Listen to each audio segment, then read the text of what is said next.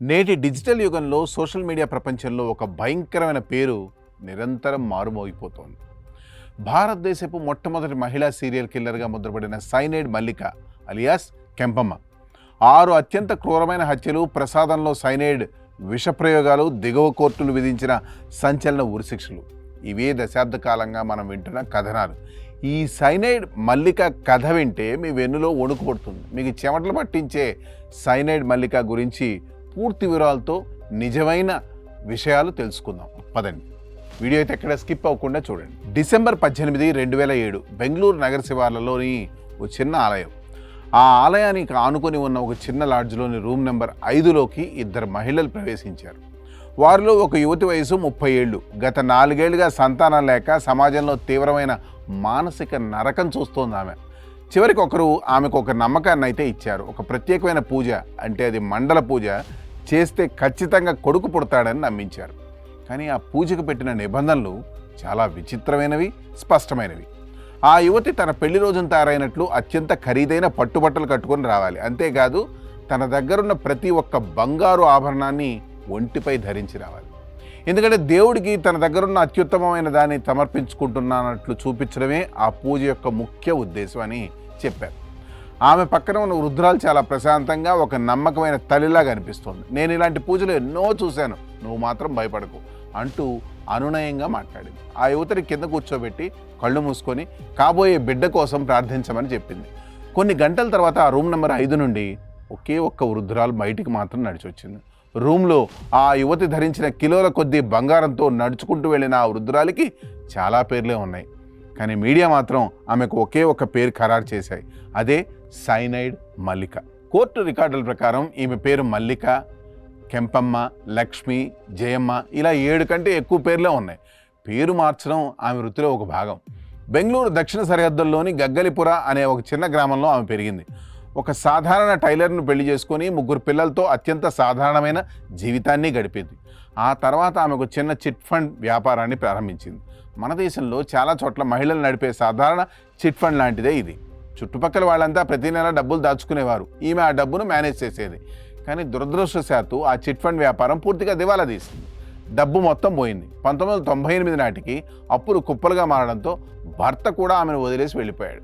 3 పిల్లలతో చేతిలో ₹1 ఆదాయం లేక వందల మంది అప్పుల వాళ్ల వేధింపుల మధ్య ఆమె ఒంటరిదైపోయింది. ఆ సమయంలో జీవనం కోసం ఇళ్లల్లో పని మనిషిగా చేరిన కెంపమ్మ ఒక కంసాలి లేదా గోల్డ్ స్మిత్ షాప్లో పని కుదిరింది. ఈ ఉద్యోగమే ఆమె జీవితాన్ని పూర్తిగా మార్చేసింది. కంసాలీలు బంగారాన్ని శుభ్రం చేయడానికి, పాలిష్ చేయడానికి ఒక నిర్దిష్టమైన రసాయనాన్ని వాడతారు, అదే పొటాషియం సైనైడ్. ఇది చాలా చౌకగా దొరుకుతుంది. ఆ రంగానికి చెందిన వాళ్ళకి సులభంగా లభిస్తుంది కూడాను. శరీరంలోకి వెళ్ళిన కేవలం కొన్ని నిమిషాల్లోనే మనిషి ప్రాణాన్ని తీసేయగల శక్తి ఈ సైనైడ్కు ఉంది.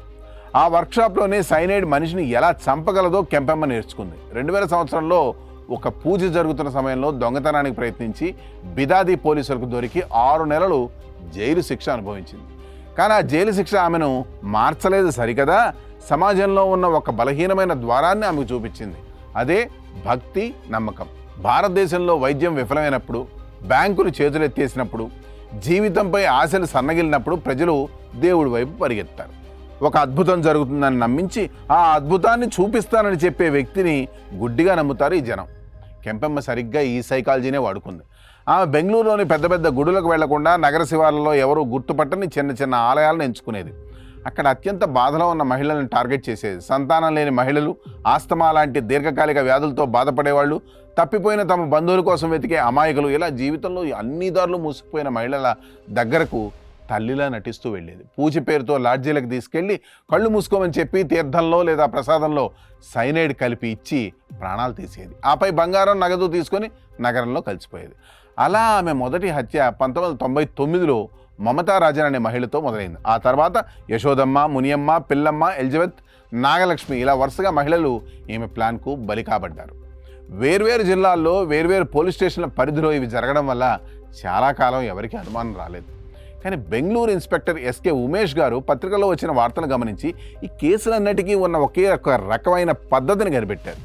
బాధితురాలి మొబైల్ IMEI నెంబర్ ఆధారంగా దర్యాప్తు చేసి బెంగళూరు బస్టాండ్లో బంగారం అమ్ముతుండగా కెంపమ్మను పట్టుకున్నారు. పోలీస్ విచారణలో తాను 6 హత్యలు చేసినట్లు ఆమె స్టేట్మెంట్ కూడా ఇచ్చింది. ఇక్కడ ఒక ఆసక్తికరమైన విషయం ఏంటంటే ఈ కేసును ఛేదించిన ఆఫీసర్ ఉమేష్ గారి కుమార్తె మరెవరో కాదు, ప్రముఖ సూపర్ హిట్ చిత్రం కాంతారా హీరోయిన్ సప్తమి గౌడ. ఇక ఇప్పుడు అసలు విషయానికి వద్దాం. ఈ కేసు హైకోర్టుకు చేరినప్పుడు మీడియా సృష్టించిన భయంకరమైన కథలన్నీ ఒక్కొక్కటిగా బద్దలయ్యాయి. మొదటిది ఎలిజబెత్ అనే 52 మహిళ హత్య కేసు. 2015లో ట్రయల్ కోర్టు ఈ కేసులో కెంపమ్మకు జీవిత ఖైదు విధించింది. అయితే దీనిపై ఆమె హైకోర్టులో అప్పీల్ చేయగా నవంబర్ 2018లో కర్ణాటక హైకోర్టు సాక్ష్యాలను పరిశీలించి సంచలన తీర్పు ఇచ్చింది. కెంపమ్మపై ఈ కేసులో ఎలాంటి ఖచ్చితమైన ఆధారాలు లేవని తేల్చింది. హైకోర్టు ఒక కీలకమైన వ్యాఖ్య కూడా చేసింది. దిగువ కోర్టుకు ఈమె శిక్ష విధించడానికి కారణం సాక్ష్యాలు కాదు, ఈమెకు సమాజంలో ఉన్న సీరియల్ కిల్లర్ అనే చెడ్డ పేరే కారణం. చట్టం అనేది సాక్ష్యాల ఆధారంగానే పనిచేస్తుంది తప్ప ప్రచారాల ఆధారంగా కాదని పేర్కొంటూ ఎలిజబెత్ హత్య కేసు నుండి కెంపెమ్మను పూర్తిగా నిర్దోషిగా విడుదల చేసింది. రెండోది అత్యంత ప్రాధాన్యత కలిగిన ఉరిశిక్షల అంశం. పత్రికల హెడ్లైన్స్లో ఈమెకు ఉరిశిక్ష పడిందని పెద్ద ఎత్తున ప్రచారమే జరిగింది. అది దిగువ కోర్టుల వరకు నిజమైనప్పటికీ హైకోర్టులో ఆ 2 ఉరిశిక్షలు కూడా రద్దయ్యాయి. మునియమ్మ కేసులో పడిన ఉరిశిక్షను హైకోర్టు జీవిత ఖైదుగా మార్చింది. అలాగే కథ ప్రారంభంలో మనం చెప్పుకున్న నాగలక్ష్మి అనే మహిళ కేసులో 2018లో ట్రయల్ కోర్టు విధించిన ఉరిశిక్షను ఇటీవల మార్చి 2024లో కర్ణాటక హైకోర్టుకు చెందిన 2 న్యాయమూర్తుల బెంచ్ రద్దు చేస్తూ జీవిత ఖైదుగా తగ్గించింది. జైల్లో ఆమె ప్రవర్తన చాలా ఉత్తమంగా ఉందనే మెడికల్ సైక్రియాటిక్ నివేదికల ఆధారంగా న్యాయస్థానం ఈ నిర్ణయం తీసుకుంది. అంతేకాదు ఇంటర్నెట్లో ప్రచారంలో ఉన్నట్లు ఆమె చివరి బాధితుడు తన సొంత భర్త రాజు కానే కాదు, ఆయన ఇప్పటికీ బతికే ఉన్నాడు. అలాగే ఈ కేసు కేరళ హైకోర్టు పరిధిలోకి అస్సలు రాదు. ఈ దర్యాప్తు విచారణ అంతా కర్ణాటకలోనే జరిగింది. కెంపెమ్మ భారతదేశపు మొట్టమొదటి మహిళా సీరియల్ కిల్లర్ కూడా కాదు. ఆమె కంటే ముందే మహారాష్ట్రకు చెందిన రేణుకా షిండే, సీమా గవిత్ అనే 2 సోదరీమణులకు 2006లోనే సుప్రీంకోర్టు ఉరిశిక్షను ఖరారు చేసింది. కెంపెమ్మకు శిక్ష పడింది 2009 తర్వాతే, కాబట్టి ఆమె మొదటి వ్యక్తి కానే కాదు. సంచలనం కోసం, యూట్యూబ్ థంబ్నెయిల్స్ కోసం, సినిమా స్క్రిప్ట్ల కోసం ఒక నిజమైన కేసును ఎంతగా మార్చి రాయవచ్చో చెప్పడానికే ఈ సైనైడ్ మల్లిక కేసే ఒక పెద్ద ఉదాహరణ. కెంపెమ్మ చేసిన కొన్ని నేరాలకు ఆమె జైలు శిక్ష అనుభవిస్తున్న మాట వాస్తవమే. ఆమె నిర్దోషి అని నేను చెప్పట్లేదు, కానీ మీడియా ప్రచారం చేసినట్లు పక్కా ఫోరెన్సిక్ ఆధారాలతో 6 హత్యలు నిరూపించబడలేదు.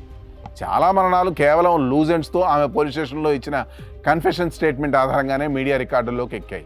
ఈ కథలో మనం హంతకురాలి గ్లామరైజ్డ్ క్రైమ్ స్టోరీ చూసి థ్రిల్ అవ్వడం కాదు, సమాజంలో నెలకొన్న మూఢనమ్మకాలు, మహిళలపై ఉండే మానసిక ఒత్తిళ్ల కారణంగా ప్రాణాలు కోల్పోయిన ఆ అమాయక బాధితులను గుర్తుపెట్టుకోవాలి. ఇంటర్నెట్లో బాధితురాలైన నాగలక్ష్మి పేరును కనీసం నాగవేణి అని కూడా సరిగ్గా రాయలేని పరిస్థితి ఉంది. న్యాయం ఎప్పుడు మీడియా ఇచ్చే హైప్స్ లేదా బైట్స్ ఆధారంగా కాకుండా కోర్టు రూమ్లో ఉండే సాక్ష్యాధారాల ఆధారంగానే జరుగుతుందని ఈ కేసు నిరూపించింది. అత్యంత భయంకరమైన నిజాలు ఎప్పుడూ యూట్యూబ్ రీల్స్లో ఉండవు, ఎవరూ ఓపెన్ చేయని కోర్టు డాక్యుమెంట్లలో నిశ్శబ్దంగా పడి ఉంటాయి. ఈ స్టోరీపై మీ అభిప్రాయాలను కామెంట్స్ రూపంలో తెలియజేయండి. That's all for today. This is Harikrishna signing off Sakshi exclusive.